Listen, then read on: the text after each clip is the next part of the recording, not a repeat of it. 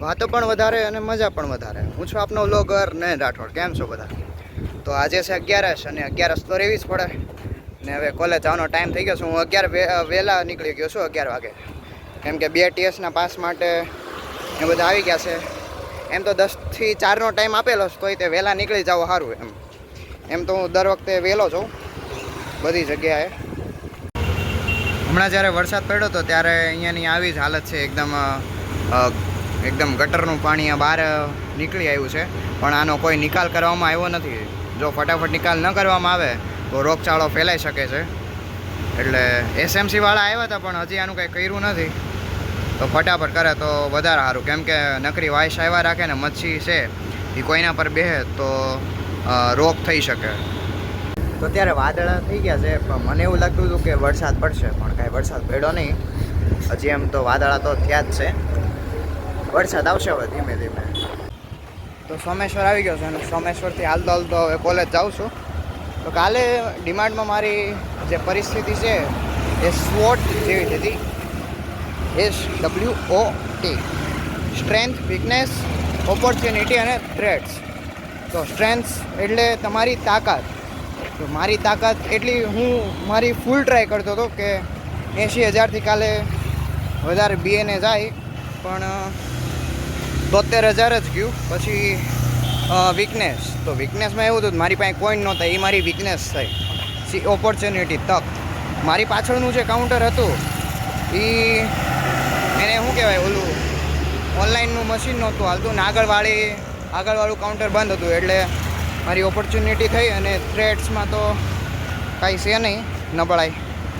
એમાં તો થોડુંક એવું ધીમું કાઉન્ટર હાલતું હતું, ગરદી બહુ હતી. અમુક પાસે કોઈન હતા નહોતા, અમુક ઓનલાઈન કરતા હતા નહોતા કરતા, એવું બધું હતું.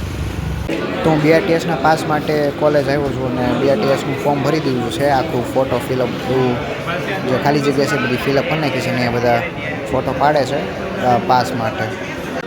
જો તમારે બસ પાસ બનાવવો હોય તો એના થોડાક નિયમો છે, એટલે કે 18 જેટલા નિયમો છે ને એના જે સેન્ટર જે છે એ આપેલા છે. 8 સેન્ટર છે સુરતમાં.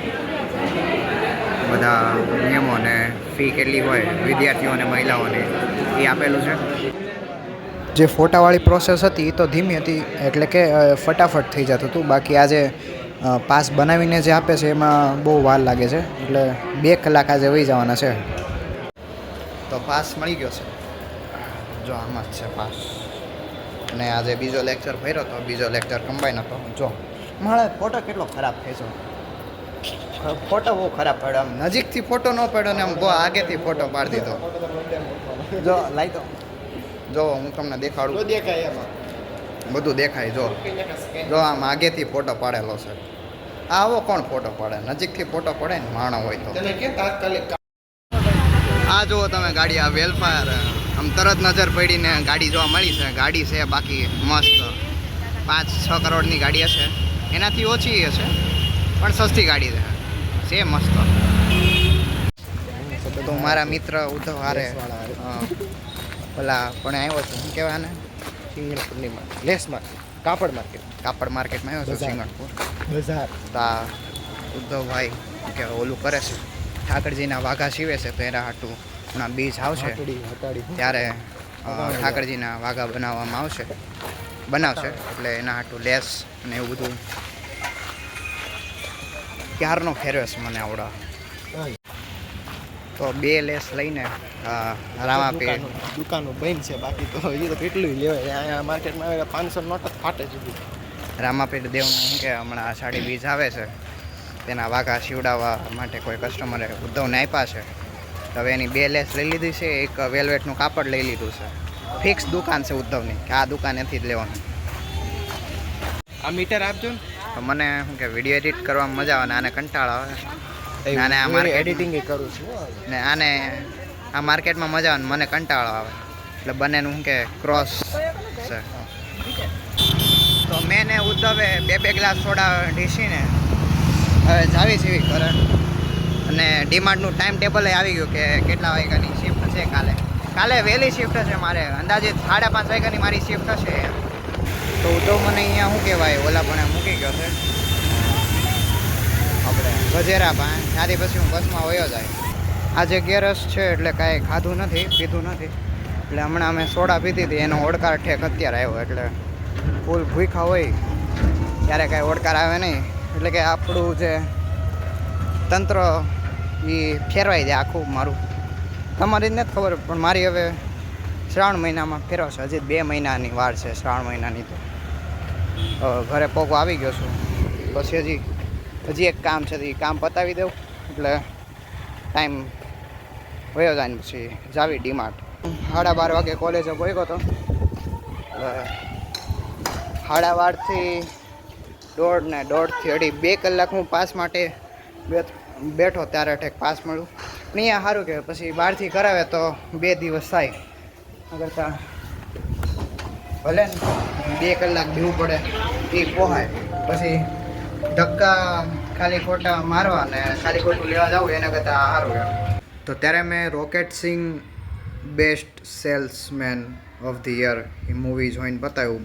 હું મૂવી છે જેને બિઝનેસ કરવો હોય, જેમ કે મારા જેવા અંગૂઠા છાપ લોકો હોય એને બિઝનેસ કરવો હોય તો આ મૂવી જોઈએ કાંઈ એમ કે કેવી રીતના એ જોબ કરે છે ને જોબમાંથી પોતાની અલગ કંપની ખોલે છે ને મૂવી એક નંબર છે.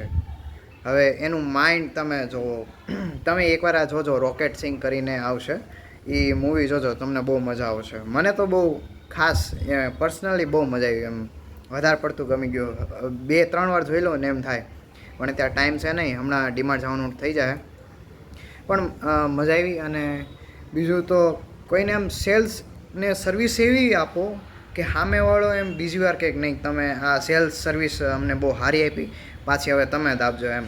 એટલે કે એ જે રોકેટ સિંગ હોય ને એ જે કંપનીમાં કામ કરતો હોય એના બધા જે સેલ્સ સર્વિસ જે હોય એ ઘટી ગયા હોય ને રોકેટ સિંગનું વધી ગયું હોય. એટલે આ બેસ્ટ મૂવી છે એમ બિઝનેસ માટે. તો 7:45 વાગી ગયા તને મમ્મી કહે કે તને હું ચા બનાવી દઉં એમ. તો મેં કીધું બનાવી દો ચા, એમાં શું વાંધો, આપણે તો ખાલી બેહીને પીવાની જ છે. એટલે ચા પી લીધી છે ને હવે હું જાઉં છું ડીમાર્ટ કામ કરવા. તો વાદળા થઈ ગયા છે ને હવે વરસાદ આવવાની ધીમે ધીમે બાકાજીકી હાલી રહી છે. એટલે વરસાદ હવે થોડીક વારમાં આવશે. અને હવે પહોંચી ગયો છું મારા જે કામ કરવાના સ્થળે.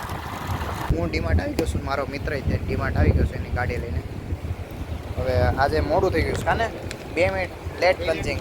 હા, નગર તો 56 અમારું પંચિંગ થઈ જાય ક્યારનું. સારું, હાલો મળીએ 11 વાગે. તો 11 વાગી ગયા છે ને હું છૂટી ગયો છું, ઘરે જાઉં છું. આજે તે મજા આવી ગઈ. આજે 1 રૂપિયા એક્સેસ હતો, 2 રૂપિયા એક્સેસ હતો, પણ મેં 1 રૂપિયો કરી નાખ્યો. તો આજે મારું 76,000 જેટલું બીએન હતું ને 50,000 યુપીઆઈ હતું. ખાલી 4,000 તે કાર્ડ હતું, એટલું ટોટલ હતું. બાકી આજે 110 બિલ થયા, 110 કે 12 જેટલા બિલ થયા. જો સેલર પાસે ઓપોર્ચ્યુનિટી સામેથી આવતી હોય ને તો એને મેળવવાની જે ખૂબી હોય ને એ સેલરમાં હોવી જોઈએ, સેલર્સમાં. બાકી સામેથી તક આવતી હોય જો ન આવડતું હોય તો પછી લોસમાં જ જાય, એને પછી પ્રોફિટ ન થાય. એવી રીતના આજે મેં કર્યું કે જેટલું ખેંચે એટલું મેં ખેંચી લીધું. મેં કીધું આજે બળ કરીને વધારે બીએને કરી લેવું છે. પણ તોય ત્યાં 76,000 જેટલું થયું હતું. મેં ટાર્ગેટ કર્યો હતો કે 80,000 જેટલું થાય, પણ તોય ત્યાં 76,000 થયું. કોઈ વાંધો નહીં, આટલામાં હું સંતોષ, થોડોક ઓછો સંતોષ છે આટલામાં, પણ કાંઈ વાંધો નહીં. તો ફૂલ ડીશ ભરીને મમ્મીએ શું કહેવાય ફરાળી ભેળ બનાવેલી છે. હારે છે થેપલું ફરાળી ને છાશ છે. મમ્મી આજે મારાથી છે ને એક બિસ્કિટ ખવાઈ ગયું હતું ડીમાર્ટમાં, એક ભાઈબંધ આપી દીધું ને તો. પછી વેફર છે સાબુદાણાની કતરી, નાના આટલું બહુ છે. તો ફરાળ કરીને હું શું કહેવાય ગાદિસ્તાન તો હું શું કહેવાય હિચકાઈ બેઠો છું. તો હું મારી જાતને આમ સેલ્સમેન તરીકે ટ્રીટ કરું કે ડીમાર્ટમાં હું આમ સેલ્સમેન કહું ને મારી જાતને એમ કે જેટલા બિલ મારે એટલા બિલ મારું ને જેટલી તાકાતથી થાય એટલી બધી તાકાત મારી લગાવી દઉં એક દિવસમાં. પગાર ભલે 7,000 છે, પણ જો અત્યારથી જ હું આવું કરીશ તો પછી આગળ જઈને મારે કંઈક સેલ કરવાનો આવશે ત્યારે પણ તાકાત તો લગાવવી જ પડશે, ત્યારે જ પોતાનો બિઝનેસ હશે. એટલે હવે જેવી ઠાકરજીની ઈચ્છા. સારું હાલો હવે આપણે આવતા વ્લોગમાં મળીએ. હું ને રામ રામ, જય શ્રી કૃષ્ણ, જય સ્વામિનારાયણ. મળીએ આવતા વ્લોગમાં.